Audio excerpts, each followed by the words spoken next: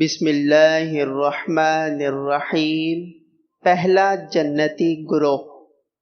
ابو ہریرہ رضی اللہ عنہ کہتے ہیں کہ رسول اللہ صلی اللہ علیہ وسلم نے فرمایا، پہلا گروہ جو جنت میں داخل ہوگا ان کی شکل 14ویں رات کے چاند کی طرح ہوگی، نہ وہ اس میں تھوکیں گے، نہ ناک صاف کریں گے اور نہ پخانہ کریں گے۔ جنت میں ان کے برتن سونے کے ہوں گے، ان کی کنگھیاں سونے اور چاندی کی ہوں گی، ان کی انگیٹھیاں عود کی ہوں گی اور ان کا پسینہ مشک کا ہوگا۔